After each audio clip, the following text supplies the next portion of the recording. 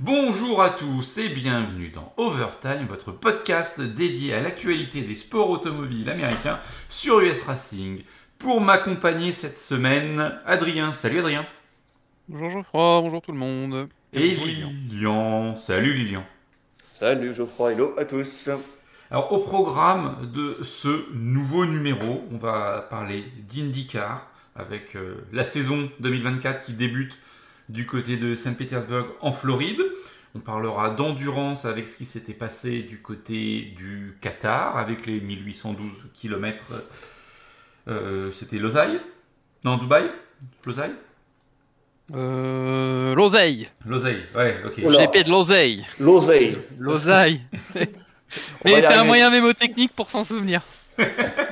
C'est pas faux. Et en NASCAR, on reviendra sur les courses de Vegas en Xfinity en truck et toute l'actualité qui en a découlé cette semaine, ce qui devrait nous faire un programme assez chargé. Allez messieurs, on commence tout de suite avec l'IndyCar qui sera du côté de Saint-Pétersbourg, Lilian. Et Yes. 27 engagés. oui, 27, hein, c'est un petit peu la norme en IndyCar hors Indy 500. Oui, globalement, c'est ça. Puis 20e sur le circuit de Saint-Pete. Oui, exactement. Voilà, c'est épreuve bien installée dans le calendrier maintenant. Ah oui, oui, oui. Toujours course toujours intéressante à regarder. Bah, c'est la première en fait, donc En plus. il y a forcément un petit peu d'attente pour les gens qui ont été là depuis 6 mois, la dernière course, et il y a de l'envie. Enfin, je sais pas comment vous êtes, Lilian, Adrien, sur cette course, mais il y a un petit peu d'excitation, même si on sait qu'on a un règlement technique en carton de pâte cette année qui va changer en plein milieu de saison. Donc, mais on a quand même envie d'y être. Oui, Adrien? Tout de suite, carton-pâte. Bah oui. Ah, c'est parce que oui, l'hybride va arriver en cours de saison, c'est ça. Bah oui, oui, oui, oui. Oui, l'hybride arrive en plein milieu de saison et tout le monde n'a pas pu le tester. Euh, Oui, ça, oui. On sait qu'il y aura potentiellement 4 écuries avantagées. Ouais, et c'est pas comme si c'était les quatre plus grosses, tu vois. Ils auraient pu faire tester Delcoin, Juncos, et j'en passe, tu vois. Bah non, ils font tester Penske, Ganassi, Andretti, McLaren. Circuler, il n'y a rien à voir. Ouais, de toute façon, enfin, honnêtement, est-ce que les petites équipes aujourd'hui, elles sont à armes égales avec un Penske, un Ganassi j'ai pas l'impression quand même. Donc ils partent déjà avec une caravane plus longue et plus lourde, quoi. Donc là, ils auront peut-être deux caravanes, mais Bah oui, mais là, ils auraient peut-être pu réduire à une demi-caravane. Mais comment fait l'IndyCar pour développer un nouveau système sans le mettre dans une bagnole en fait? Et qui roule la bagnole faut un mec suffisamment rapide. Moi je veux bien la rouler, hein, mais alors déjà je pense que le cockpit va pas être assez large. Mais je suis pas sûr d'avoir les compétences et toutes les aptitudes pour exploiter ne serait-ce que 10% d'une IndyCar. Et des pilotes, il y en a plein, mais est-ce que leur retour sera jugé pertinent ou pas? J'en sais rien quoi. Donc, Oui, Ah bah c'est sûr que oui, là, avec tous les pilotes mais, d'expérience, ils sont dans les plus grosses écuries. Hein. mais mettre Garden, au, à Power, mettre au point un Dixon. véhicule particulier, c'est un métier. Et les gens qui conduisent déjà la voiture que vous avez pour aller chercher le pain quand ils la mettent au point, et ben, c'est des gens qui ne font que ça et c'est des spécialistes. Un exemple, par exemple, Laurent Urgon, que vous connaissez peut-être sur des courses d'Alpine à 110, etc. C'est un pilote de développement Renault Sport. Et c'est un mec qui fait des week-ends de course en GT4, FFSA France, etc. Donc son job dans la vie de tous les jours, c'est de rouler des bagnoles de développement. Donc faire le développement d'une IndyCar, ça doit quand même demander quelques compétences et je sais pas s'il y a beaucoup de candidats. Donc le plus simple, c'est de jeter le produit dans un véhicule existant avec un mec qui fait ça toute la journée. La oui, question c'est ça, non mais en fait, c'est pas forcément. Je suis d'accord avec toi sur le fond, mais c'est plus le côté, on donne forcément le matériel aux écuries les plus riches. En fait, on agrandit le fossé qui existe déjà. ouais, Et mais je crois qu'on en a dit deux mots mardi, mais qui te dit que c'est pas les autres qui ont refusé en fait. On sait pas ça. ouais, Et peut-être ouais, qu'ils avaient les moyens de le tester aussi, financiers. Exactement. ouais. J'ai pas trop de doutes sur le fait qu'on leur a pas forcément proposé. Peut-être, mais factuellement, t'en sais rien. T'as aucune preuve qui te dit que l'IndyCar a demandé à Juncos, par exemple, si il voulait développer le système hybride et faire rouler une voiture pendant je sais pas combien de temps. On n'en sait pas. Oui, mais On sait pas en fait. il y a aucune preuve ni dans un sens ni dans l'autre. En fait, l'argument, on peut le retourner dans n'importe quel sens. Je suis Mais voilà. complètement d'accord. Mais du coup, t'as aucune raison de charger Penske et Andretti, tout comme on n'a aucune raison de charger Juncos ou Ah, c'est mais comme ça. On a quoi. je les charge pas. Je dis juste que c'est dommage que le règlement évolue en Ah, je suis cours de d'accord. saison et que ça n'ait été donné qu'à une partie du peloton. Ah, d'accord, c'est dommage. Et c'est un constat qu'on peut faire. C'est dommage, c'est qu'il y a peut-être une partie des équipes qui vont être avantagées. Et je sais pas si l'interview qu'on a fait hier a été diffusée. Oui, J'ai oui, pas regardé. oui, oui. Si, Ouais. si. Donc ceux qui ont peut-être écouté l'interview de Romain Grosjean, c'est vrai qu'il abondait dans ce sens-là en se disant que c'est dommage. Oui. Donc oui, c'est un constat et c'est dommage. Maintenant, quelles sont les autres solutions? J'en sais rien. Euh, Si tout le monde n'en a pas les capacités, je sais pas, une petite écurie. Enfin, une petite écurie, s'il faut monter ce truc-là sur une voiture qu'ils ont pas forcément beaucoup de châssis, que entre deux courses, il faut monter, démonter le truc.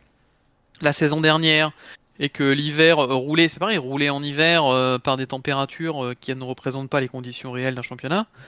Est-ce que ça a beaucoup d'intérêt? Quelle est la pertinence du truc? Je ne sais pas. Hmm. Je suis d'accord avec vous, hein, le constat, je fais le même que vous, il est très probable que des écuries soient avantagées. Maintenant, quelles sont les autres solutions? Je pense qu'il y en a d'autres, est-ce qu'elles sont meilleures? Pas certain. Effectivement. Donc, on sera du côté de Saint-Pete. Jusque-là, on est d'accord. 27 pilotes engagés. Et quand on regarde un petit peu dans le détail de cette liste d'inscrits, Lilian, on a 2-3 petites surprises. Eh ben, oui, vas-y. On n'a pas besoin d'aller très très loin, hein. Dès le cinquième nom, en fait, on a une surprise avec un Britannique, Callum Ilott, qui remplace David Malukas blessé. C'est ça, on en avait parlé très brièvement lors de la dernière émission de Splash and Go. Oui, voilà, il s'est blessé. Donc, je disais justement qu'il faisait partie de mes attentes pour cette saison 2024. Bah, je vais devoir encore attendre, puisqu'il est remplacé par Callum Ilott. Ouais. Exactement. Et un nom aussi qu'on a bien connu du côté de la NASCAR et du côté de l'endurance, dans la 51 de chez Delcoin, Colin Braun. Ah, Colin Braun, ouais, qu'on a pas mal vu. Il était qui, Colin Braun? Il était pas chez Ganassi à l'époque? Il était chez Rush. Ah oui, oui, oui, oui, dans la 60. Et dans la 16. Oui. J'aurais dit la 60, mais sur peut-être la 16. Ah non, c'était Trevor Bayne la 16. Non, c'est la 60. Ah ouais, parce que Colin Braun, ouais, en Xfinity, ouais, ouais, ça remonte. Ça remonte à quelques années, oui. Ah bah déjà là, ouais, déjà la Rush sur Xfinity, ça fait un moment qu'elle n'y est plus. Ça remonte à la Nationwide. Oui, en plus, c'est ça. En plus, c'était Nationwide. Oh là là. Donc voilà. Après, peu de surprises, hein. Globalement, les transferts, on les avait annoncés. Donc, Ça va être intéressant aussi. Entre ceux qui ont changé d'écurie et les petits nouveaux. ouais. Les rookies, on en a parlé la semaine dernière, je crois, Oui. avec Arnaud. Donc voilà quoi. Mais à suivre cette première course avec 27 pilotes, on l'a déjà dit. Pour ce qui est des horaires, Lilian, je sais que tu en es friand. Hein. Il y a un superbe article sur US Racing où on vous donne tout le détail des essais, des qualifs, de la course. Donc n'hésitez pas à aller le consulter, il est fait pour ça, et je crois pouvoir dire qu'il est plutôt bien fait, Lilian. C'est ça. J'aime bien cette dernière phrase. Il est clair, synthétique. C'est ça, on peut juste préciser que la course elle fera 100 tours pour 180 miles. Voilà un petit peu, et dites-nous dans les commentaires, que ce soit sur Discord, sur les réseaux sociaux, si vous souhaitez qu'on parle de la NXT, la série de développement. Pas sur Discord, dans les commentaires, là où vous écoutez le podcast, c'est mieux, si vous pouvez. Oui, Sinon, le podcast est sur YouTube, c'est mieux. Ouais, le Pas, podcast, pas dans Discord. podcast, il est un peu partout. Oui, comme tu veux, mais voilà, après. Non. Parce que ça nous aide pour faire monter le podcast dans les recherches. C'est vrai, ça aide aussi au référencement. Mais dites-le nous, si vous voulez qu'on en parle. Parce qu'on peut également en parler. Pour ce qui est du push to pass, Lilian, en IndyCar, 150 secondes au total pour la course. Donc 2 minutes 30 pour ceux qui ne sont pas familiers avec les secondes. Et un maximum de 15 secondes par activation. Oui, ça n'a pas changé. Ça, en fait, ça varie d'une piste à l'autre, mais d'une année à l'autre, sur une même piste, ça change très rarement. Et les pilotes, ils auront droit à 6 trains de pneus primaires et 4 trains de pneus alternatifs. Donc primaire, ça doit être les noirs, et alternatifs, ça doit être les rouges. Oui, c'est ça. Donc voilà un petit peu pour les grosses infos qu'on pouvait vous donner du côté de Saint-Pete. Je ne sais pas si Lilian, tu veux ajouter quelque chose, ou Adrien, si tu as d'autres choses. Non, pas spécialement. Pas spécialement. Bah, rendez-vous sur Canal pour les fans de Grosjean. C'est ça. Oui, alors faut expliquer un peu quand même. Faut expliquer la private joke de Lilian, en fait. C'est que l'IndyCar a communiqué là, dans le courant de la semaine sur les diffuseurs du côté des mondiaux pour l'IndyCar. Et elle a marqué Canal Plus produit une couverture en France pour les fans de Romain Grosjean. Donc voilà la petite private joke de Lilian sur le sujet. Ouais, Geoffroy nous a partagé ça, c'est quand même très drôle. Non, mais c'est sympa. Après, c'est pareil, hein, ils disent que Gaora revient pour diffuser toutes les courses au Japon. Pour les fans de Takuma Sato. Et plus particulièrement pour Takuma Sato essayer de décrocher son 3e Indy 500. Après, c'est probablement pas complètement faux ce qu'il raconte, hein. C'est même très probablement vrai. Hein. Mais oui, bien sûr. Mais il y a une part, comment je vais le dire ? Il y a une part des abonnés Canal qui est due au fait que ce sont des fans de Romain Grosjean plus que des fans d'IndyCar. Et qui ont ont suivi Romain Grosjean dans son aventure. Oui, après ils avaient peut-être déjà l'abonnement F1. Et il était déjà en F1, donc peut-être qu'il le suivait déjà là. Mais après, il y avait, ça contribue à avoir un soutien français sur les différents sports mécaniques sur Canal+. Et si Canal+ n'a pas la NASCAR, il y a peut-être une raison. Oui, peut-être qu'il faudrait que Romain Grosjean ait un NASCAR, c'est ça que tu es en train de dire ? Pas spécialement, mais je crois que hier il nous a répondu que, alors peut-être, mais pas tout de suite. Mais qui regardait les courses à la télé. Mais d'ailleurs, si vous avez la ref, hein, regardez les courses à la télé. Je pense que Lilian, tu l'as la ref quand même. Oui, allons. Ah, donc peut-être que s'il y avait un pilote français, Romain Grosjean ou pas, peut-être que il se poserait peut-être la question. Donc forcément, c'est pas faux ce qu'ils ont dit. Mais c'est drôle. La manière dont c'est mis, c'est drôle. C'est vrai que la façon dont c'est tourné, et puis je vous ai vraiment envoyé tout le communiqué, hein. J'ai pas mis que la partie Canal+. Oui. Tu nous as encadré la partie à regarder en particulier. Mais c'est vrai que la manière dont c'est écrit au milieu, c'est drôle, mais c'est pas faux. C'est ça, c'est pas totalement faux. Et on aurait aimé qu'ils mettent Romain Grosjean et Simon Pagenaud. Oui. C'est vrai que du temps de Simon, ils l'ont jamais fait. Ou même de Sébastien. Je pense pas qu'il ait la même aura, entre guillemets, que Romain Grosjean. Oui, Romain Grosjean, il y a peut-être une partie liée au fait que ce soit... son accident. Son accident. Qui est un ancien pilote de Formule 1. Bourdais a fait la Formule 1. Aussi, mais oui. Moins longtemps, mais... Et puis c'est moins fait repérer aussi, mais... Il a eu quand même 2-3 histoires un peu houleuses quand il était chez Toro Rosso, mais il est passé moins longtemps. Je pense qu'il est moins médiatique que Romain. Peut-être, oui, et puis c'est pas la même époque, pas la même façon de jouer avec les réseaux sociaux, qui du temps de Sébastien Bourdais était pratiquement inexistant ou balbutiant. On n'a jamais vu Sébastien Bourdet sur Netflix, quoi. C'est pas faux. C'est pas faux. Gunther Steiner chez Cadillac, quoi. Attention, quoi. Messieurs, est-ce que vous avez un petit pronostic pour cette course de Saint-Pete? Je vous laisse réfléchir. Dans la catégorie, je fais un pronostic une fois dans la saison. Je commence très bien. Ah, je commence très bien. Je sais plus qui j'avais pronostiqué. Ah bah toi, t'as pronostiqué blanc, donc Ah, j'ai pas fait mes pronos encore. t'as pas fait tes pronos. Mais bah, j'ai fait mon prono et il est pourri parce que j'ai mis David Maloukas. Ah merde. T'as mis qui en champion, Geoffroy? Pardon? T'as mis qui en champion J'ai mis à la qui fin en de la champ- saison? Ah, en champion en IndyCar. On le fait pas en temps normal. mais- J'ai mis Joseph Palou. Joseph Palou? Moi, Ouais. je fais Geoffroy plus 1 comme pronostic. Donc ça veut dire que tu fais Félix Rosenquist.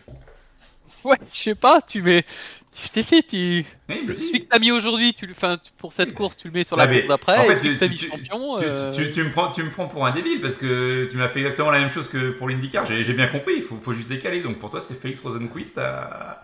peut-être, ouais, je sais pas, ouais. Bah, Si tu veux. je te dis, c'est Félix Ouais. Rosenquist. Ouais, ok, bah vas-y. Bah, Moi, ça me va bien. bah, tant mieux si ça te va. Parce que Euh, c'est Bah, pas le choix, pour vu que c'est pour moi, Geoffroy ce sera plus un. Will Power alors. Pour toi, ce sera Willpower. Willpower. Bah, c'est noté.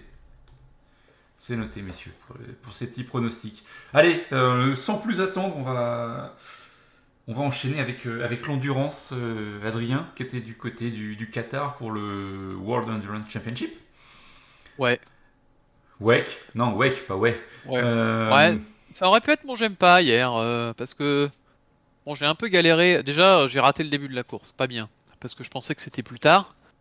Et puis j'ai un pote qui m'a envoyé des messages sur Discord, je regardais et je me suis dit oh putain, ils sont déjà partis les cons. Et comme j'avais pas mon abonnement, bah, j'ai dû regarder le début sur l'équipe, Ouais. qui était fort dommage.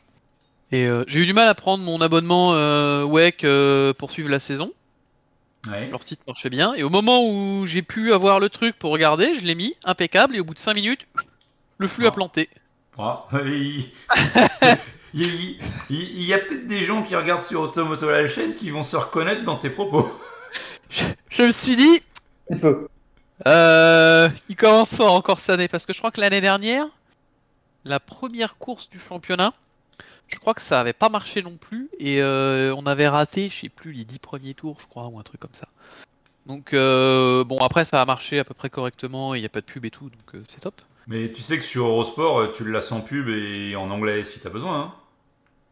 Ouais, mais non, parce que Il aime les pas. 24 heures du Mans, moi j'aime bien avoir Bruno Van de Stick.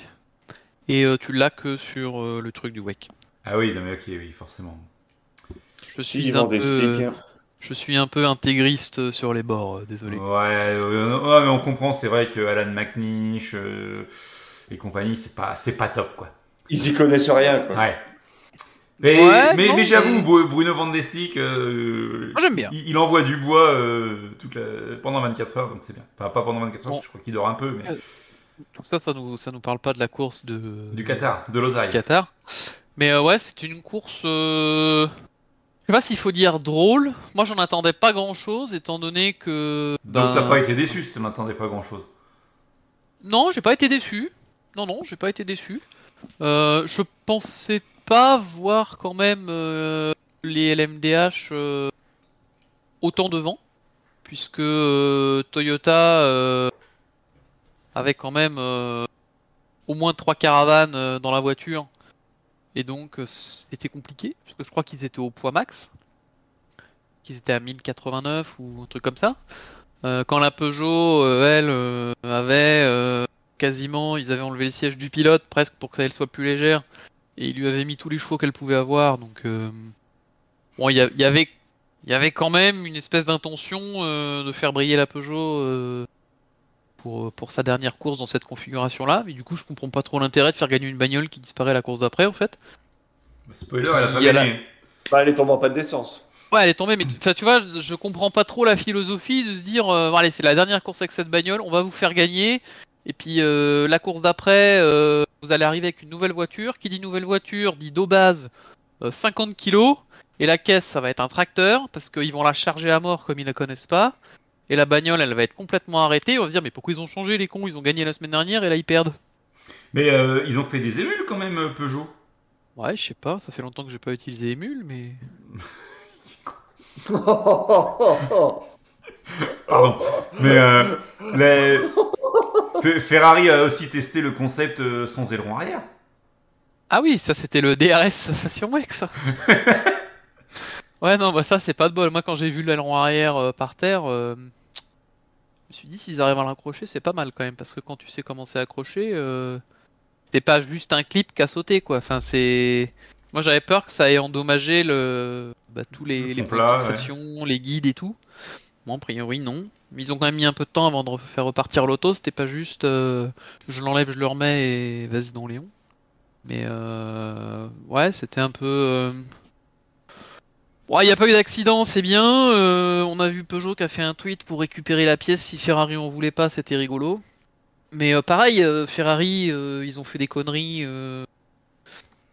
en course. Et au final, cette course, elle était bizarre. Pour moi, elle représente en rien ce qui va se passer sur le reste de la saison. Il y avait des nouvelles voitures, pareil, qui étaient plus ou moins listées parce que nouvelles voitures. La nouvelle Peugeot va arriver la prochaine fois, mais on sait pas trop comment, avec quelle sauce ça va être mangé. Là, ce qu'on voit, c'est que la Toyota, elle était complètement arrêtée. Ils étaient en galère complète avec les pneus. Ils avaient pas de perfo et tout. Donc, qu'est-ce qu'ils vont faire pour la prochaine? Moi, ce qui est dommage avec ce championnat, c'est que j'ai l'impression que tant que le Mans n'est pas passé, tu sais jamais trop sur quel pied danser en fait. Parce que personne n'a envie de se prendre un coup de rabot avec la BOP avant les 24 heures du Mans. Donc tu sais pas si tout le monde joue placé ou si tout le monde en garde un peu sous le coude ou... C'était marrant, il y avait du spectacle, mais je sais pas quoi en penser en fait. Ouais. Donc à part voir que l'Isota, ben, ça aurait été mieux qu'elle soit pas là. Moi j'aurais préféré voir la Proton. Euh... Bon, la Lamborghini, a priori, elle a fini, ce qui est déjà bien. Mais d'un point de vue perfo, de ce que disait Romain, ils ont trouvé 2-3 petits problèmes, etc. Donc, bon, bah, c'est une nouvelle voiture. Elle a fini, c'est bien. Après, il faudra voir sur d'autres courses ce que ça va donner. Sebring serait un très bon étalon. Si elle finit, ça sera encore un très bon signe. Si elle finit pas, ben, c'est moche, mais peut-être qu'il y aura encore du boulot. Et après, on verra la perfo qu'elle a. Mais pour Lamborghini et Alpine, il y a pas trop. Enfin, pour l'instant, il faut qu'ils finissent et qu'ils engrangent des bornes, même s'ils ont déjà fait un paquet. Mais faut qu'ils roulent. Et on verra bien ce que ça va donner. Mais Alpine, ils avaient une voiture qui était plutôt bien placée, avec deux stratégies complètement différentes pour essayer de comprendre un peu comment les pneus s'usaient, la conso, etc., etc. Donc, l'exploitation était plutôt pas mal.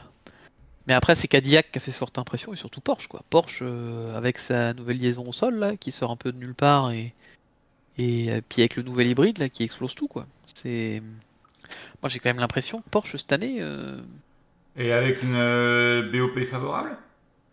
ben Est-ce que, comme tu dis, il faut peut-être pas trop se montrer pour pas prendre un coup de rabot?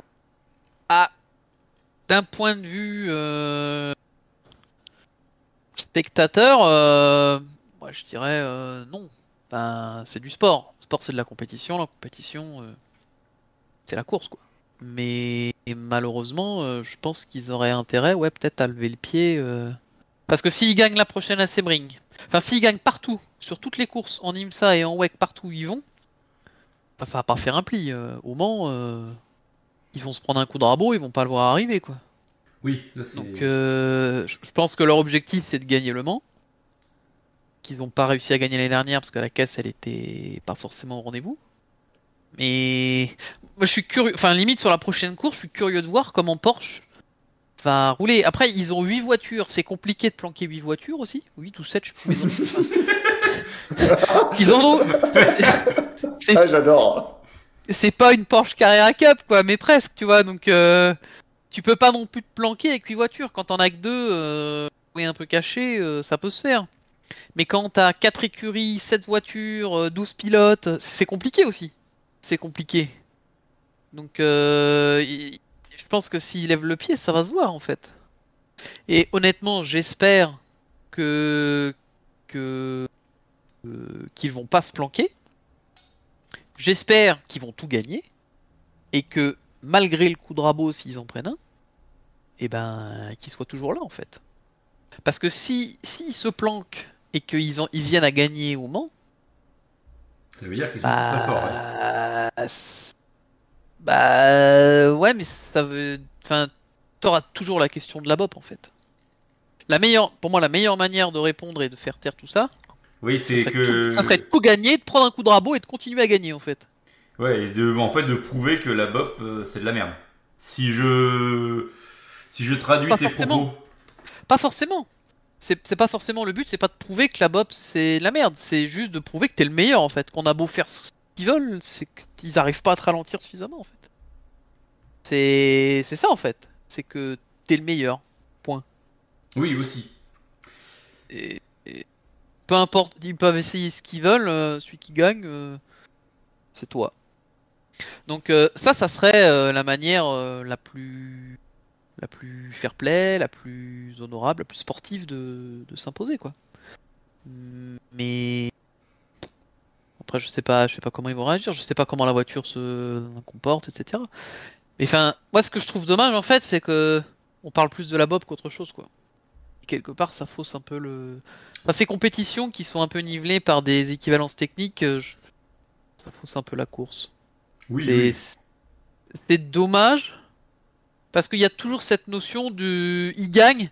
Ouais mais regarde l'autre derrière, il a 10 chevaux de moins en fait. Peu importe s'il a 10 ou 100 chevaux de moins en fait. Tu vas forcément regarder ce truc-là pour te dire ouais mais il a gagné parce que. Hmm. Mais la BOP, c'est quand même l'histoire de l'endurance, quoi. Enfin, ça fait des années que ça existe. Pour créer artificiellement du spectacle à l'époque, parce qu'on voulait que la Penske en P2 gagne face à, ou en tout cas rivalise face à Audi en P1 en ALMS. Bah alors moi j'ai pas de souvenirs aussi lointains, mais moi les premiers souvenirs de Bob qui me viennent comme ça, c'est l'équivalence diesel essence à l'époque Peugeot Audi. Ouais. Il y avait les constructeurs contre les privés, Pescarolo qui râlait, etc., etc. parce que ça pouvait pas gagner. Donc moi c'est les premiers souvenirs que j'en ai. Je sais pas si dans les années précédentes il y avait aussi cette philosophie, mais je trouve ça un peu dommage. Et sur le championnat, il y a tellement de diversité que ça me semble quand même vachement compliqué pour. Enfin, il n'y a pas deux unités de puissance qui sont pareilles. Il n'y a pas deux systèmes hybrides pareils. Il y a, ne serait-ce que dans les cylindrées ou les trucs comme ça, tu vois, tu prends le championnat de Formule 1, la cylindrée du moteur, elle est imposée. Il y a quand même plus de choses qui sont standardisées entre guillemets. Là, t'as Porsche qui a un V8, t'en as un autre qui a un 4 cylindres, t'en as un qui a un Atmo, tous les autres ils ont un turbo. Alors c'est sympa, parce que du coup t'as beaucoup de diversité. Mais à équilibrer, enfin c'est juste l'enfer en fait. Parce que le règlement est trop permissif. Bah, j'ai l'impression qu'ils ont, ouais, ils ont essayé de contenter un peu tout le monde et tu te retrouves avec un truc qui est hyper ouvert. Et comme tu peux pas t'amuser à réhomologuer des caisses tous les 4 matins parce que déjà un c'est un coup à bras et deux c'est limité, bah t'es un peu coincé dans la direction de ta prix. Donc j'apprécie cet aspect diversité etc. Mais le spectacle à tout prix, c'est dommage en fait. Qu'est-ce qui se passerait si il n'y avait pas cette BOP? Probablement que t'as un ou deux constructeurs qui domineraient outrageusement, mais que feraient les autres? Ils partiraient, ils essaieraient de revenir, je sais pas. Enfin bon, là on part dans des débats, on s'éloigne de la course, mais au final la course de cette semaine, enfin de cette semaine de ce week-end, moi j'ai bien aimé. Les GT3, j'avoue que j'ai pas trop suivi, on les voyait pas beaucoup, je trouve. À part quand les mecs en GTP, enfin en LMDH et en LMH, ils se jetaient les cordes pour passer. Mais les GT3, j'avoue que j'ai pas trop suivi. Euh, mais bon, c'est, je suis pas déçu, mais T'es pas emballé. Mais ouais, on va voir la suivante. Je pense que moi j'attends Spa en fait. Spa qui est la dernière répétition avant Le Mans. Ouais, parce que là va y avoir Imola au mois d'avril. Imola, ça n'a rien à voir, c'est un tourniquet. Oui, Le trafic, on va rigoler 2 minutes. Quand les 19 protos ils vont arriver au milieu des GT3, ça va être drôle. Donc moi j'attends Spa. ouais. Et je pense que ça sera compliqué de savoir réellement qui fait quoi. Enfin, comment se placent les voitures. Là, ce qu'on voit aujourd'hui, c'est que Porsche a corrigé ses problèmes, que ça marche quand même très fort. Est-ce qu'ils vont être un peu handicapés ou pas? Je sais pas. Moi, À j'aurais envie de confirmer, j'ai dire envie de dire. comment? À confirmer, moi, j'ai envie de dire. Ben, je sais pas si j'ai envie de les voir pénalisés ou pas en fait. Moi, au début, je trouvais ça bien, cet aspect de BOP, etc. Mais en fait, pour les gens qui travaillent sur les bagnoles, je me dis ça doit être une frustration monstrueuse de voir que t'as corrigé tes problèmes. Ils avaient une caisse qui marchait pas l'année dernière. Là, ils ont corrigé les trucs. Ils voyaient qu'ils vont faire un truc qui marche. Et imagine, tu fais un avion de chasse et le truc on te le saborde parce que les autres ils ont moins bien travaillé que toi. C'est moche quand même. Ah, oui, enfin, C'est c'est possible. contraire au sport. Enfin, c'est contraire à la logique de rechercher la performance et de vouloir être le meilleur.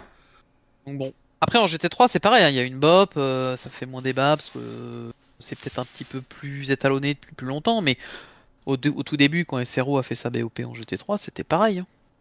C'était oui mais si, oui mais machin, 5 chevaux de plus, 30 chevaux de moins. Aujourd'hui un peu moins mais quand même. Donc bon. Enfin bon moi j'ai bien aimé mais j'attends Imola, mais je pense qu'on saura pas en tirer grand chose. Ok, donc prochaine étape, Imola au mois d'avril. Entre-temps, on aura eu les 12 heures de Sebring dans 15 jours, 10 jours. La semaine prochaine, en fait. C'est pas. Oui, je sais plus si c'est ce week-end ou le week-end prochain, je crois, mais. C'est dans 10 jours, c'est le week-end du. Je sais plus combien là, 16-17.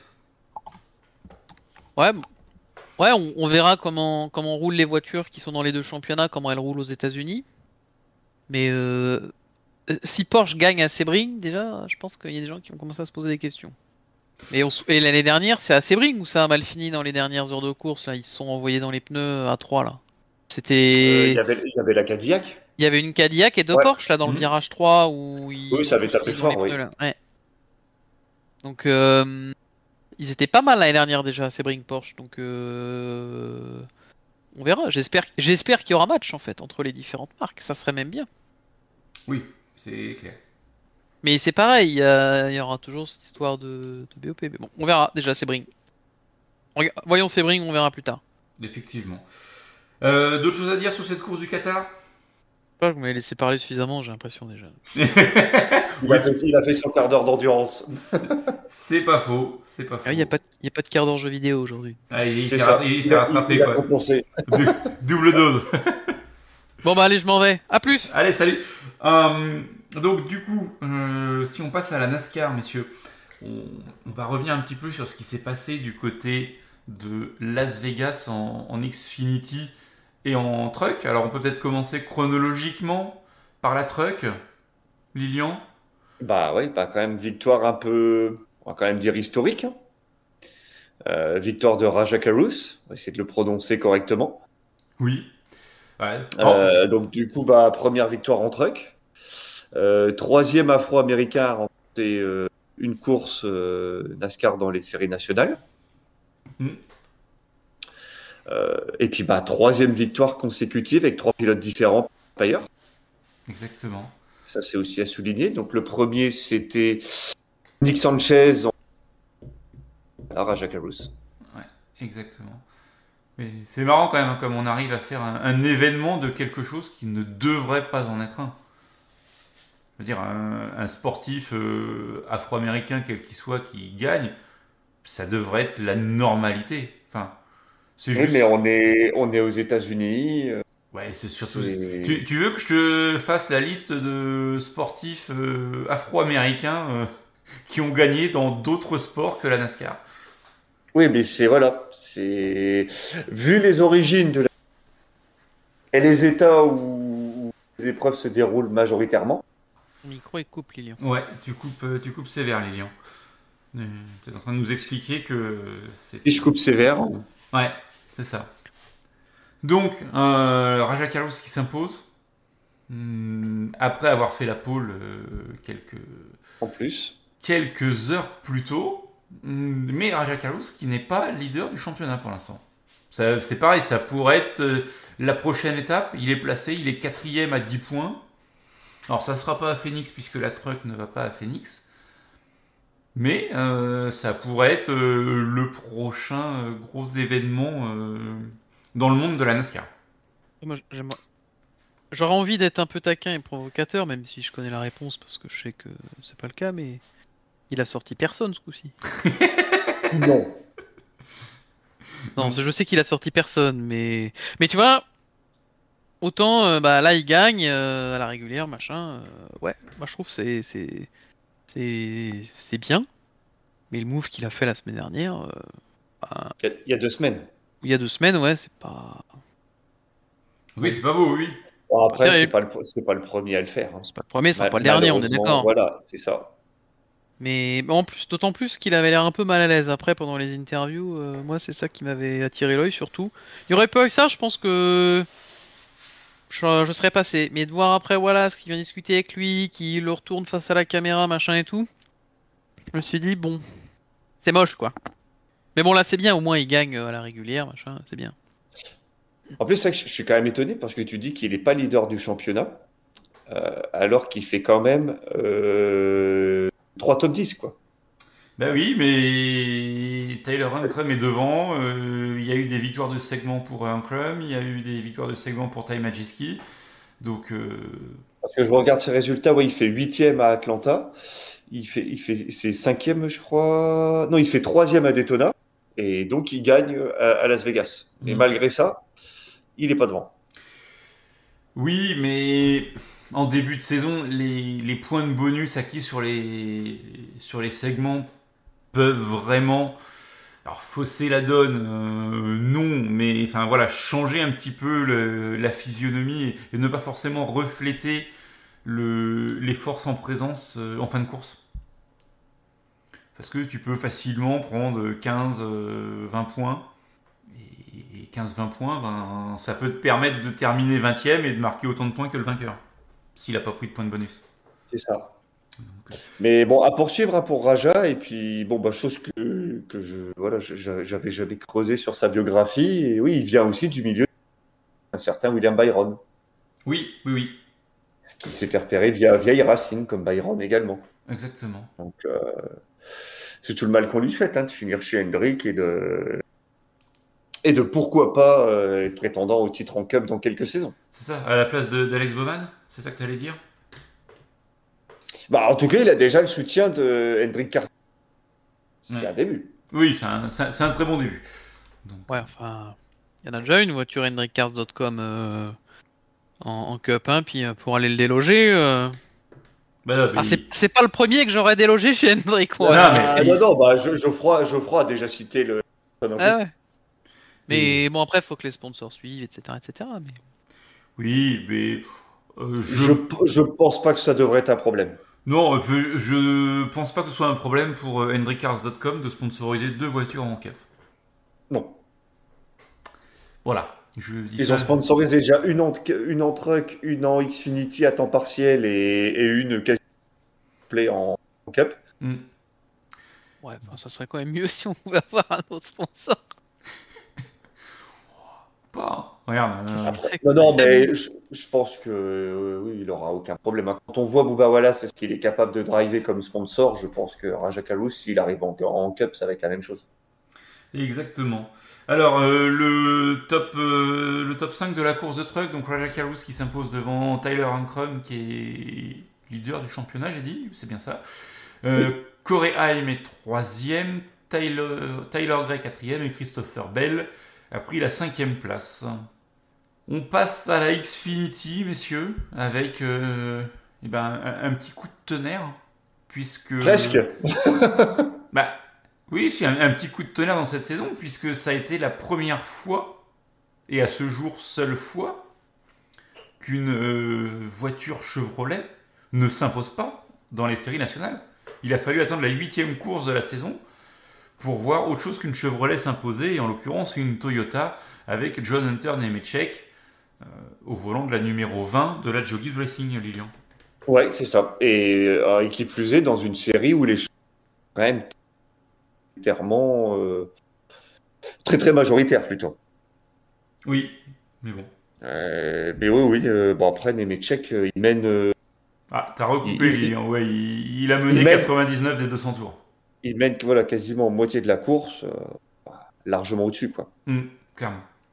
Il s'impose devant Cole Custer, Chandler Smith, Austin Hill et Riley Herbst pour le top 5. Je ne sais pas si vous voulez ajouter quelque chose sur cette course. Shane Van Gisbergen qui fait un moteur. Oui, et puis petite touche féminine et Lily Digan, 15e. Ouais, à un tour. Quand même. Ouais, elle finit un tour. Ah oui, il termine à un tour, oui, je te confirme. Oui.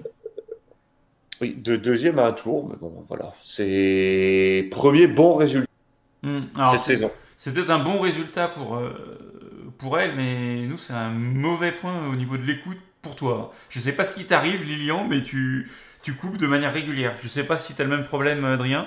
Ah ouais. Mais on est d'accord. Désolé. Ouais, je sais pas. Je sais pas ce qui t'arrive. Donc désolé si ça coupe pour vous sur le podcast. On n'y peut rien. C'est de la faute de Lilian, il y a des interférences dans le nord. Donc voilà, je suis en train de... Oui, J'ai pas grand chose à rajouter parce que la course, je l'ai pas. Enfin, je l'ai entendue plus que vue et du coup, comme je faisais autre chose en même temps, Bon, suivant. On peut parler de Sam Mayer aussi, un très compliqué. premier, en partant de la fin. C'est ça. Début de saison très très compliqué. Je suis en train de regarder au niveau du classement général. Donc Austin Hill est toujours leader. Devant Chandler Smith et Riley Herbst.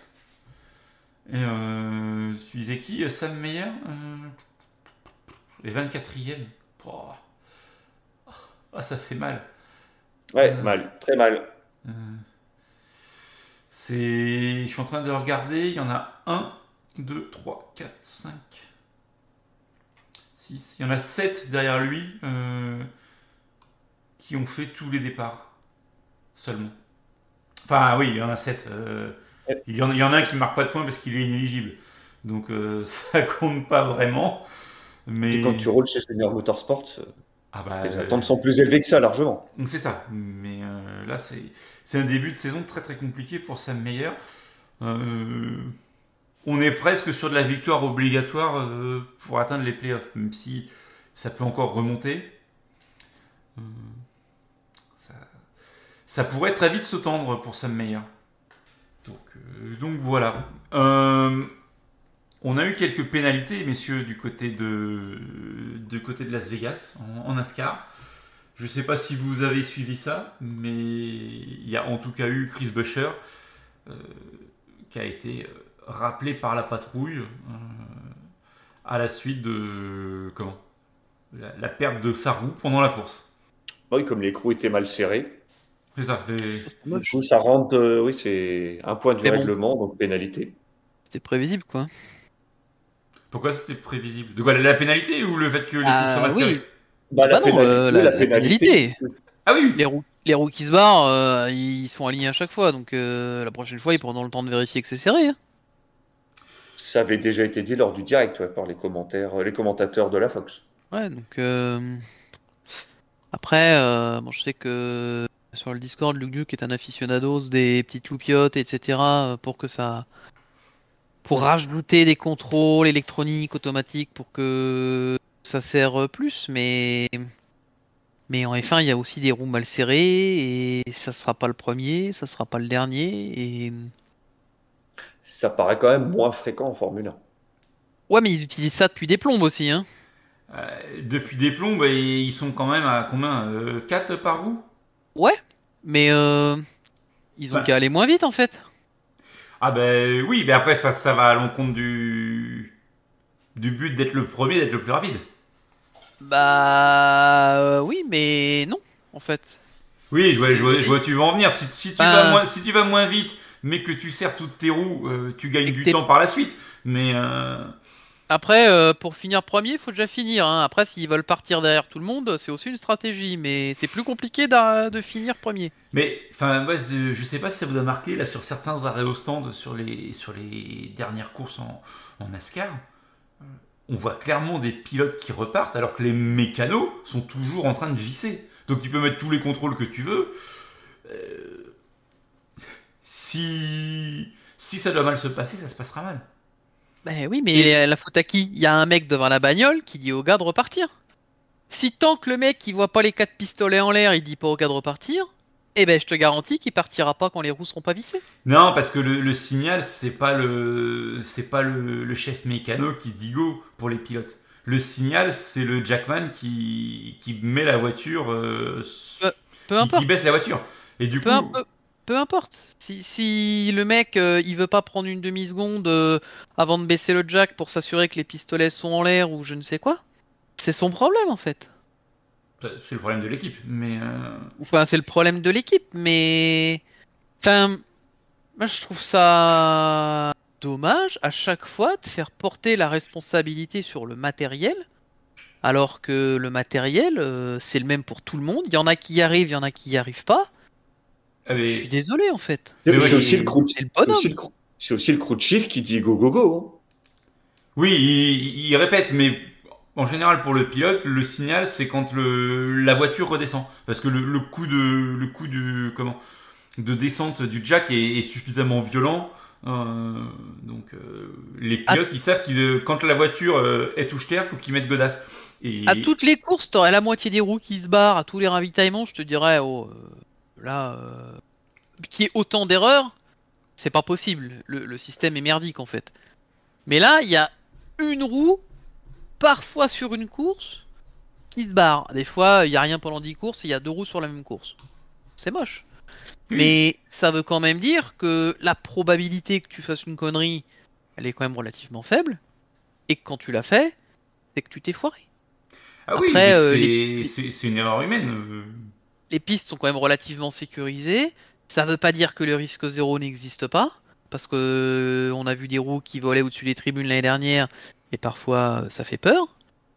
Ah oui, Mais tu ne peux pas tout le temps faire reposer le problème sur le matériel, alors qu'ils ont tous le même, et que t'as beau avoir le meilleur des matériels, et ben en Formule 1, t'as aussi des mecs qui savent pas visser les roues, ou qui font les erreurs, et puis t'as les roues qui se barrent. L'année dernière, en F2, t'as même une bagnole, je sais plus, c'était Vesti, je crois, il a les 2 roues du train arrière qui se barrent en même temps, la caisse elle finit posée sur le fond plat, quoi. Comment t'expliques ça? oui, enfin après là, tu prêches un convaincu. Enfin pour moi, c'est une erreur de l'équipe.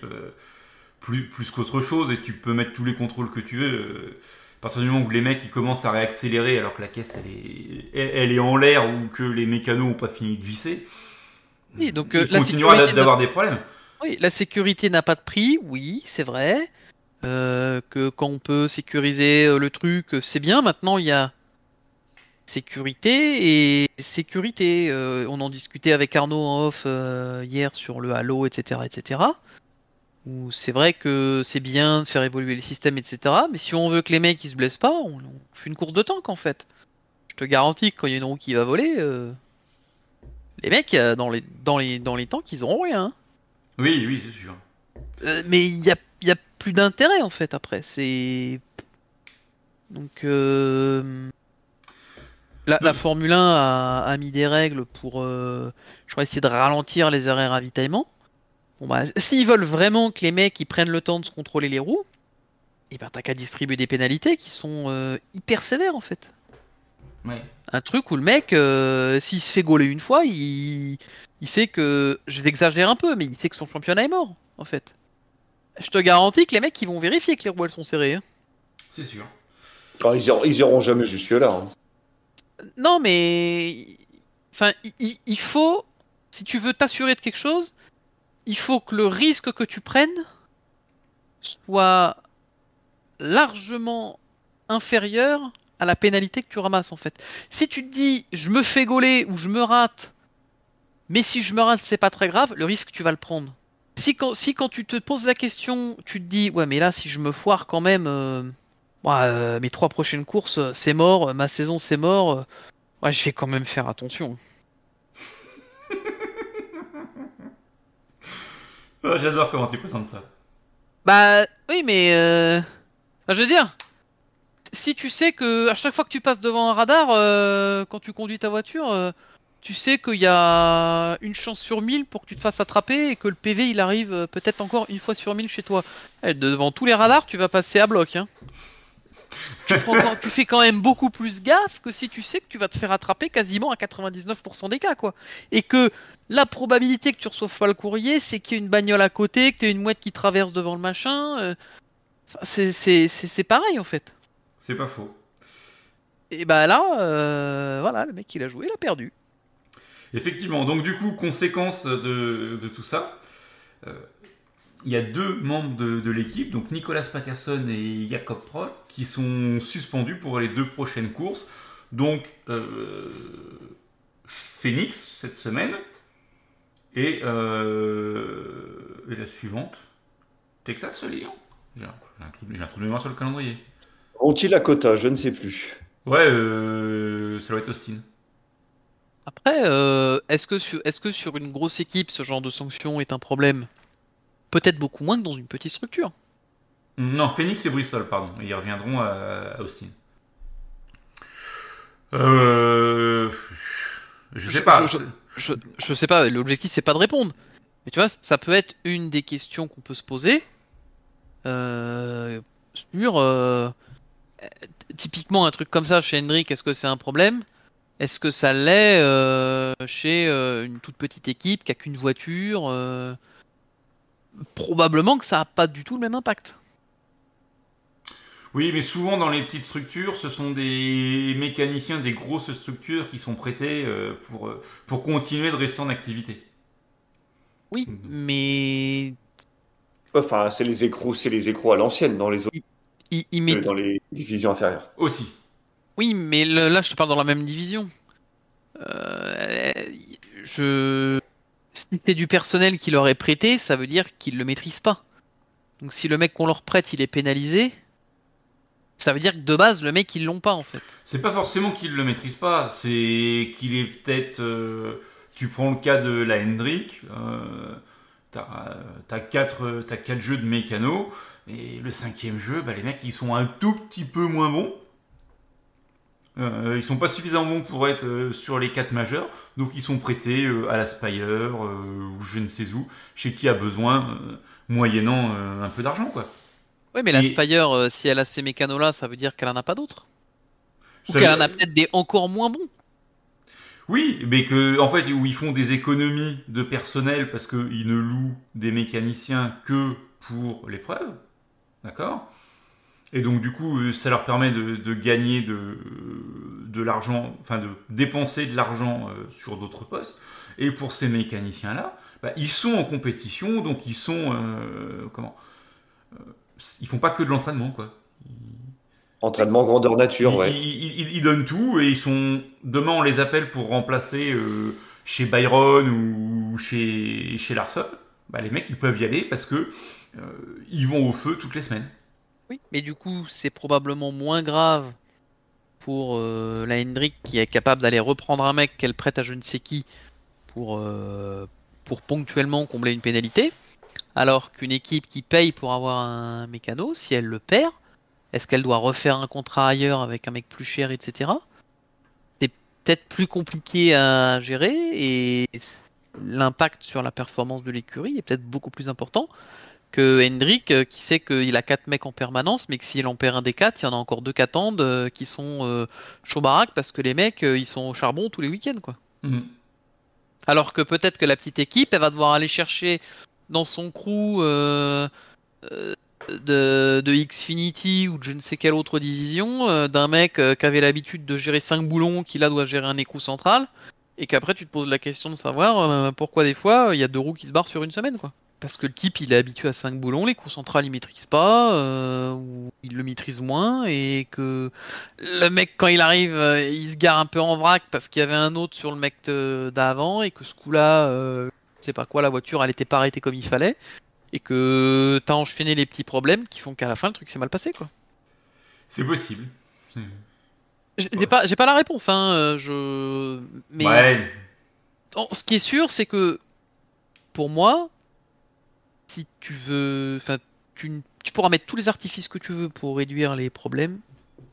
Il- Enfin, tu ne peux pas faire reposer l'erreur que sur le matériel. non, non, Il non, faut ça que les va, bonhommes se possible. remettent en question.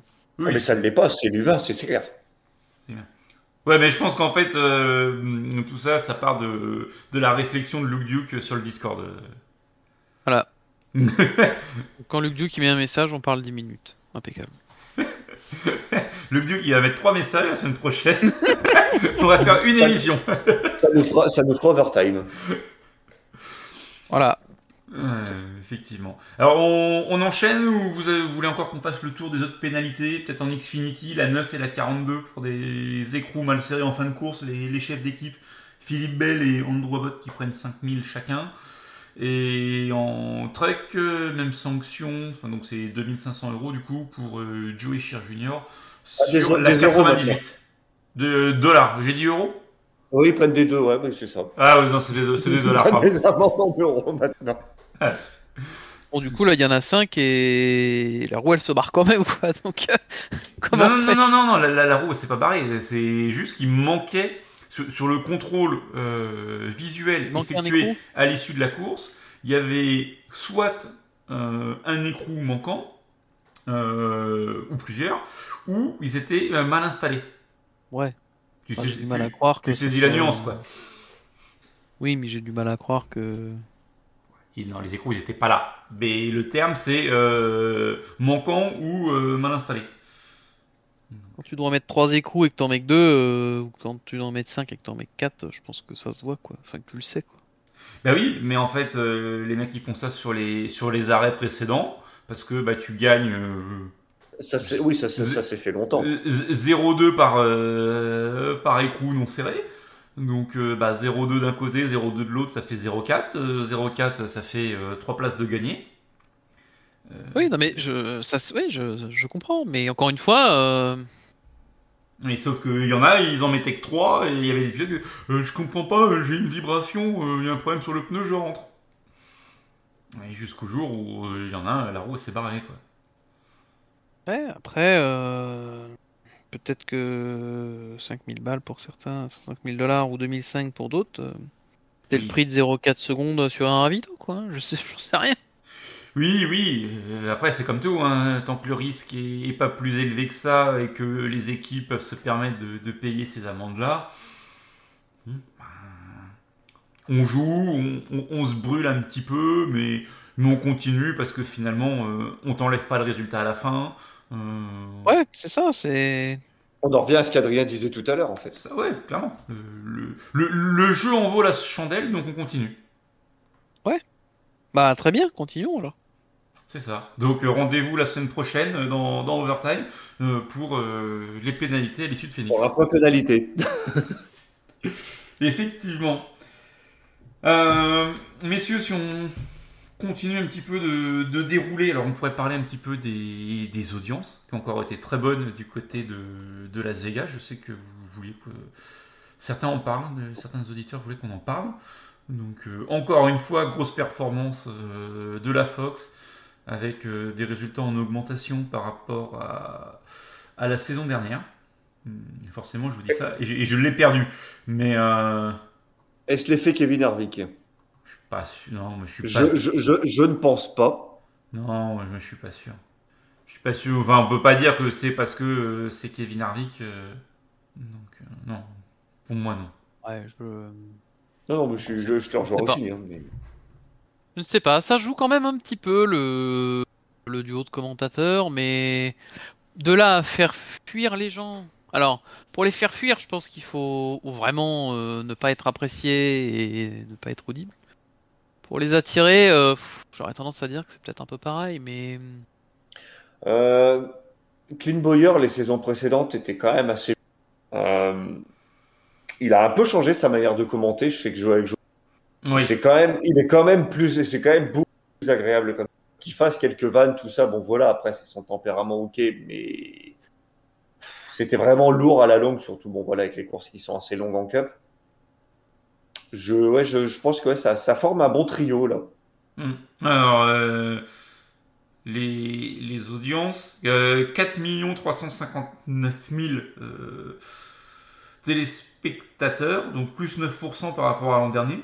On était sous les 4 millions à 3 999 000. Ouais, voilà, 3 millions, ouais, c'est ça. Donc on a un petit peu augmenté. Et les marchés principaux pour cette course de Vegas, c'est Charlotte, Greensboro, Indianapolis, Norfolk et Columbus. Et un pic à 5,2 millions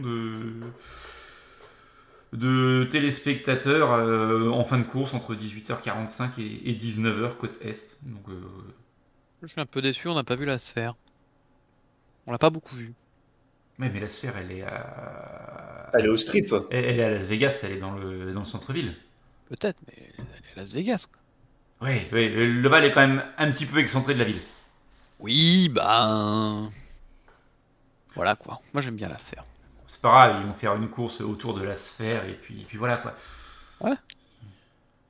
Oh, ça peut être drôle, hein. C'est encore plus petit que le Clash, hein. Ça... Il y a moyen qu'on se fasse chier, quand même. Je dis ça, je dis rien, hein. Mais oui, on le sait. On le sait. En termes d'actualité, Lilian, si on se rapproche un petit peu de l'Europe, Vas-y. puisque le mois prochain,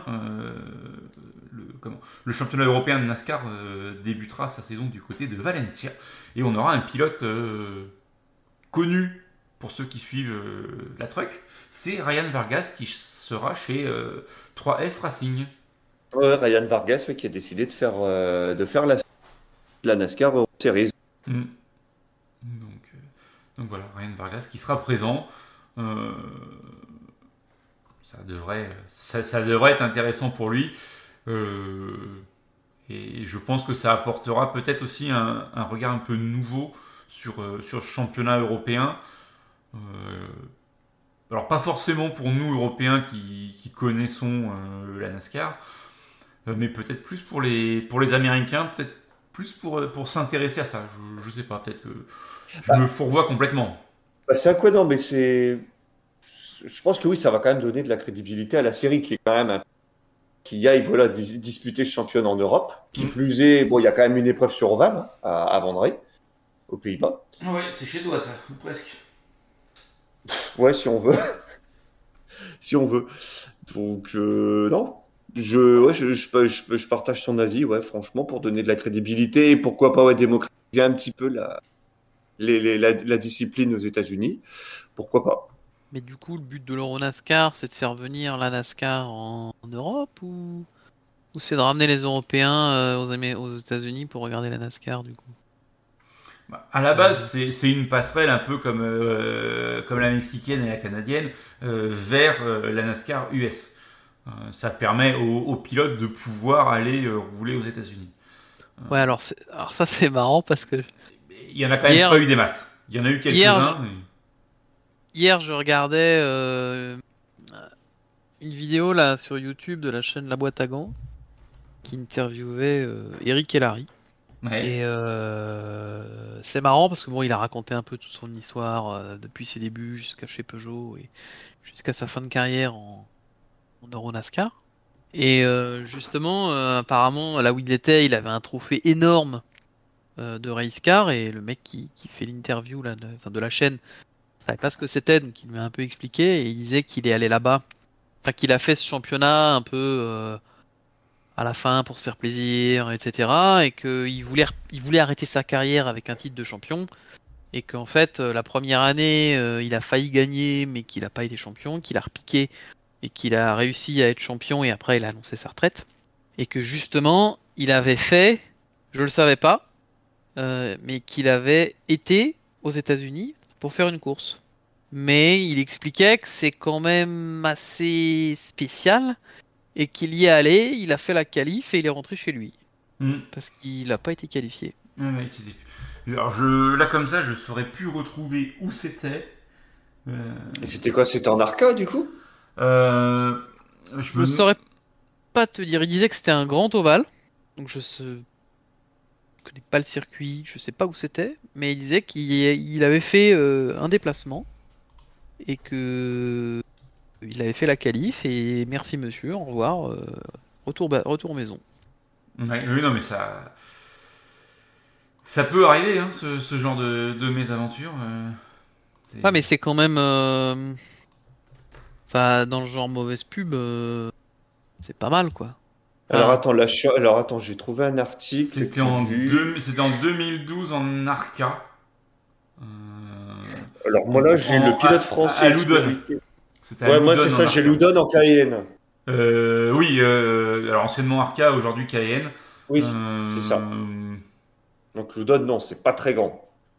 oui, mais par rapport à ce que tu as en Europe, Par rapport à Tours, c'est plus grand. par rapport à Tours, c'est plus grand, par rapport à Venray, c'est plus grand. Et faut pas oublier que en Cayenne à l'époque, enfin et aujourd'hui en Arca Est, des ovales d'un mile, ce sont des grands ovales. On va pas sur tout ce qui est Michigan, ovale d'un mile et demi, toutes ces choses-là, on n'y va pas. On est sur du short track ou du 1 mile. Donc c'est peut-être aussi pour ça la confusion qui a pu y avoir. C'est un grand ovale pour la série, mais pas à l'échelle de la NASCAR. ah, moi j'ai trouvé ça marrant parce que je savais qu'il avait roulé en NASCAR Euro Series en fin de carrière. Et moi c'est un mec que j'aime bien, donc ça faisait 2-3 fois que je voyais la vignette passer. Puis hier soir j'ai pris le temps de l'écouter. Et bon, si vous connaissez un peu le pilote, etc., ça peut être marrant de regarder la vidéo si vous voulez. Mais enfin, quand il a raconté ça, quand ils ont commencé à parler du trophée, je me suis dit, ah bah cool, on va voir s'il parle un peu d'Euronascar et tout. Et je me suis dit, mais oh la loose quoi en fait. Mm. La promo de la série, c'est zéro quoi. Est-ce que tu veux que je te fasse le top 5 de cette course de Loudon en 2000? Je sais pas ce que ça m'apportera parce que je connais personne donc. Bah alors je vais te le faire. Bah vas-y. Premier Kyle Larson. Ouais d'accord.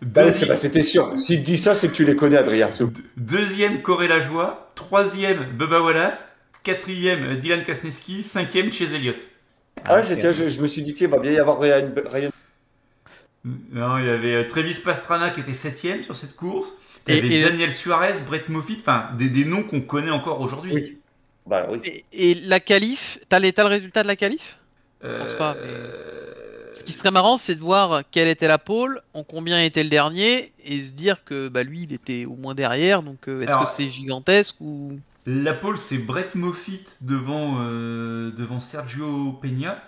et le tour se fait en combien? Brett Moffitt, il avait fait la pole en 128,467 miles par heure.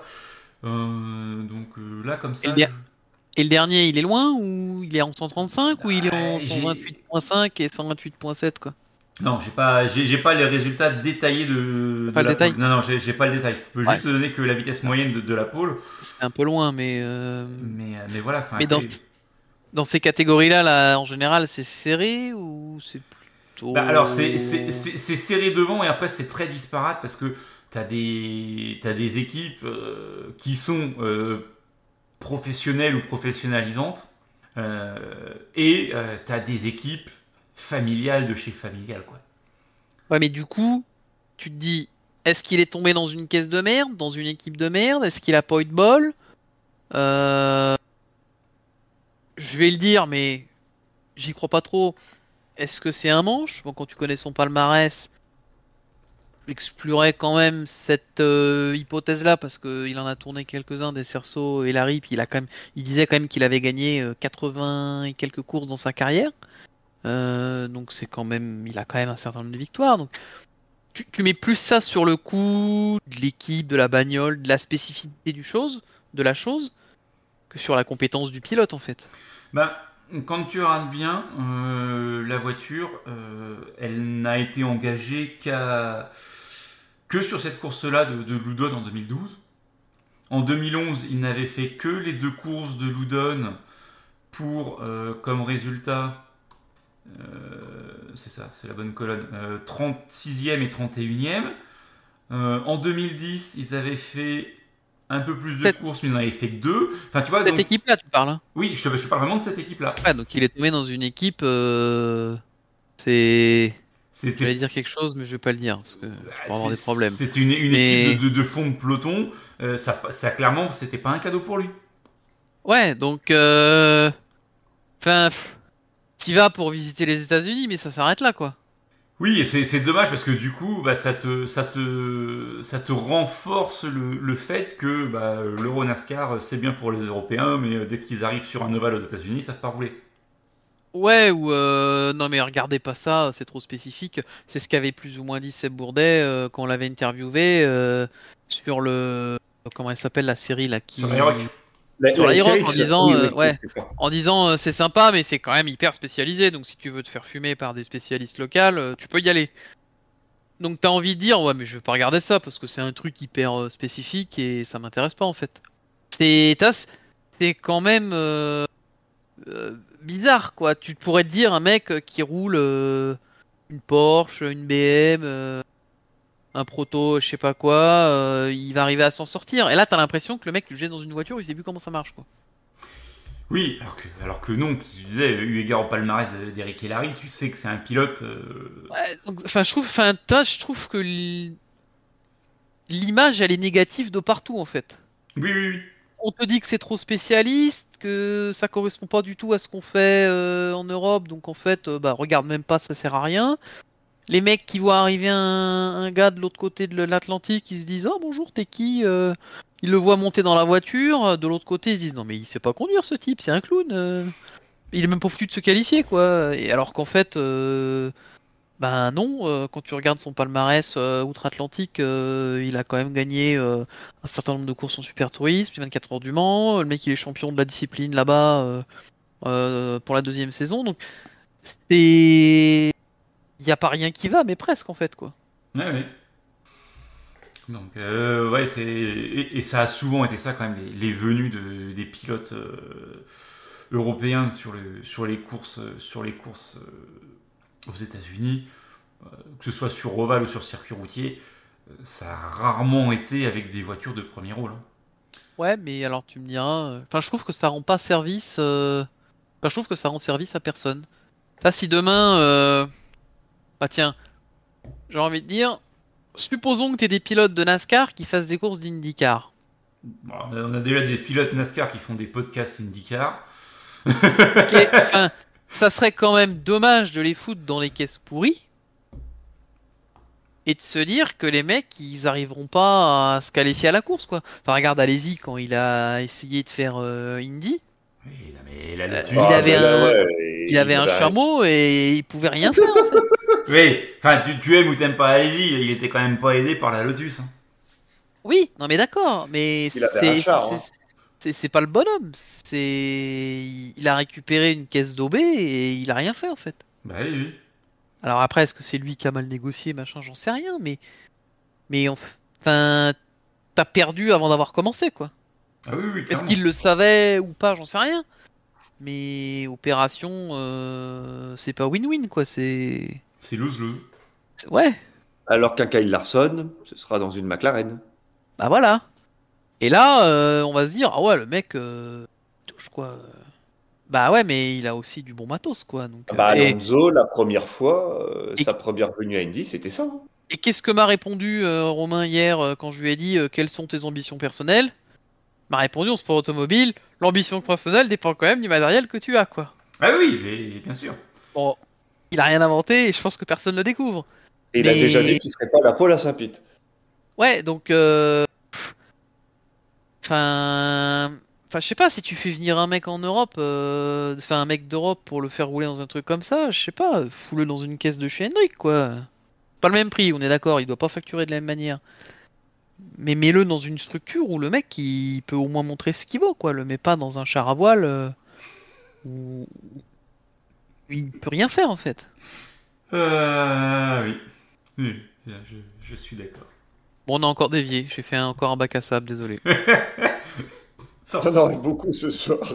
Sortie de piste. Allez, on essaye de poursuivre. Il reste plus grand chose, messieurs. Allez, un tout petit peu de sérieux. Promis, je sors plus de piste. Ouais, t'es dehors, ne reviens pas. Ok.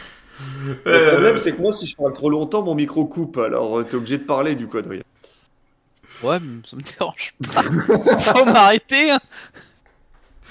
On va parler de Goodyear, messieurs, et du Oula. North Wilkesboro Speedway, puisque le 12 mars prochain, c'est-à-dire mardi, c'est ça, la Truck et la Cup seront en essai pour Goodyear afin de préparer les courses qui auront lieu là-bas au mois de mai, puisque c'est aussi la première fois depuis 1984 qu'on a une nouvelle enrobée sur ce circuit de North Wilkesboro.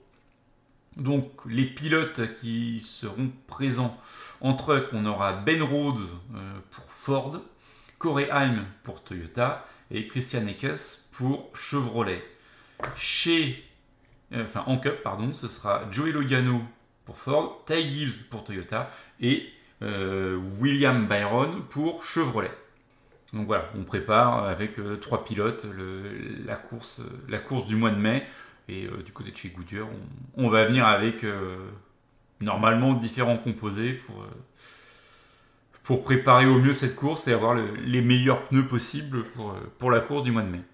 Sachant que, comme tu l'as dit, Adrien, on va préparer la course du mois de mai au mois de mars avec des températures différentes. Mais bon, c'est pas grave. C'est comme ça. C'est comme ça. On a perdu Adrien ? Non, je suis encore là. Non, puis non.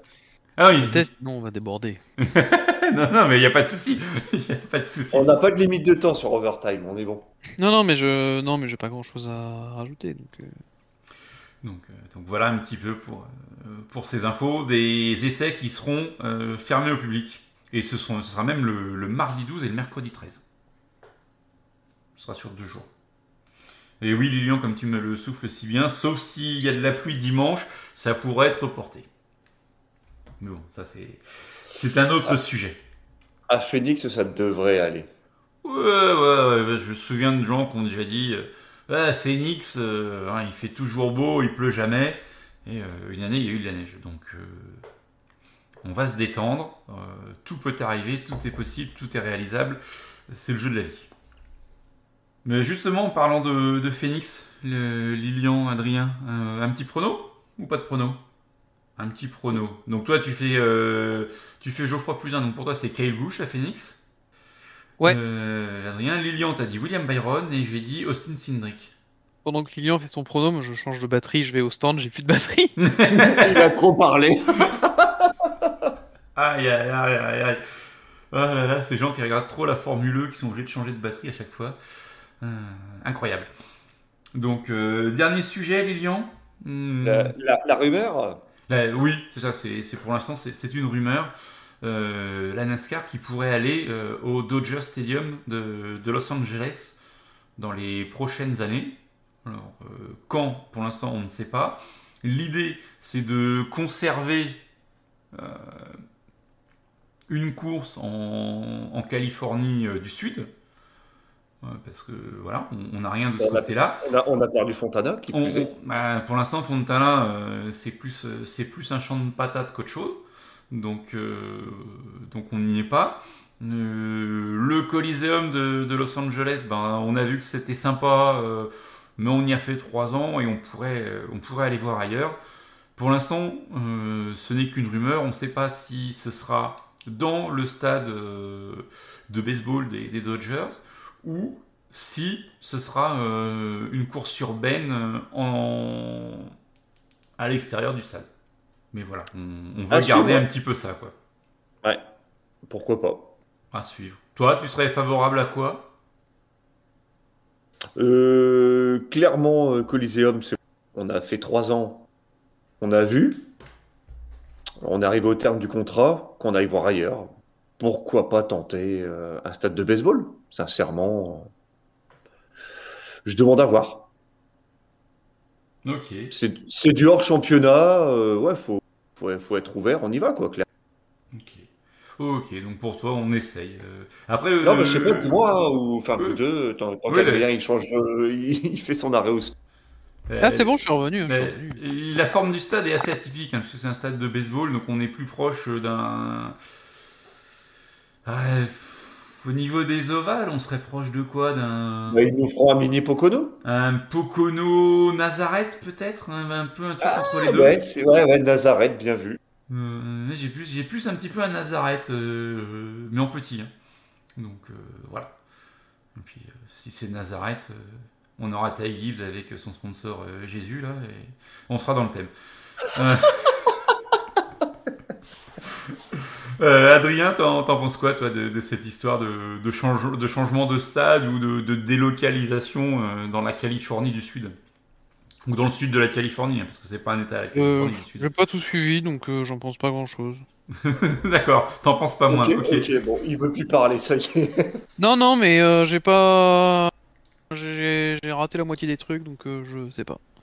J'ai pas d'avis en fait. D'accord. Et comme j'ai pas envie de vous faire répéter, Joker. T'écouteras le podcast. Exactement. Tu en as ton avis la semaine prochaine. Je m'en ai tout. C'est ce que j'allais dire. Ou pas, parce que t'auras pas d'avis. D'accord, ok. Ouais. Donc, à voir si si ça se concrétise ou non, cette information qui a été sortie par Adam Stern et le Sports Business Journal. Donc, toujours quelqu'un de très bien informé. C'est clair. Donc, voilà un petit peu ce qu'on pouvait dire, messieurs, sur l'actualité de la semaine, sur un petit peu tout. Si on est même honnête, il y en a même une qui est tombée là pendant qu'on enregistrait. C'est Dale Earnhardt Jr. Qui va lancer via sa boîte de production Dirty Mo un podcast consacré à l'IndyCar. Et un podcast de plus, t'as écouté. Non, non, un tunnel de pub en plus. Oh. Bah, vous rigolez, vous vous foutez de moi, mais oui, il y a quand même beaucoup de publicité. Après, la publicité finance le produit, on est d'accord là-dessus. Mais... J'ai pas écouté un seul, donc je peux pas te dire. Bah écoute, à l'occasion. Oh, Denny Hamlin, c'est pire, j'ai l'impression. Bah, c'est peut-être en fait Denny Hamlin qui finance le tout. Enfin, le podcast de Denny Hamlin qui finance le tout. Donc, bah bon, après, voilà, hein, faut bien vivre et la publicité est un moyen de recette comme un autre. Parce que le podcast de Denny Hamlin, c'est aussi du Dirty Mo, je crois. Oui, c'est du Dirty Mo. Oui, c'est ça. Qui c'est qui tient ce Dirty Mo là? C'est C'est Dale Dale Earnhardt Earnhardt Jr. Jr. C'est lui le patron. C'est lui Yes. le patron, ouais. D'accord. Le DBC, c'est Dirty Mo également. Oui. Ouais, il y a beaucoup de podcasts comme ça qui sont... Il y en a quelques-uns de Earnhardt Jr. des podcasts. Après, tant mieux, hein, ça permet d'avoir du contenu, mais c'est vrai que tu peux même pas te dire je vais m'abonner pour pas avoir de pub, je crois que c'est pas possible. Mais bon, voilà, je crois que messieurs qu'on a réellement fait le tour. On va s'arrêter là-dessus pour cette semaine. Merci à toutes et tous de nous avoir écoutés sur les différentes plateformes, quelles qu'elles soient, pour cette émission à rallonge, puisqu'on est à près d'1h30 d'émission. N'hésitez pas à mettre des commentaires sur les différentes plateformes pour faire vivre ce podcast et pour le continuer à bien le référencer. Et puis nous, on va se retrouver cette semaine pour suivre les courses de Phoenix et de Saint-Pétersbourg. Et la semaine prochaine dans Splash & Go pour débriefer tout ça. Et dans Overtime pour parler de tout ce dont on n'aura pas pu parler dans Splash & Go. Merci Adrien, merci Lilian. Et puis à très vite sur US Racing. Bye bye. Ciao. Merci à tous.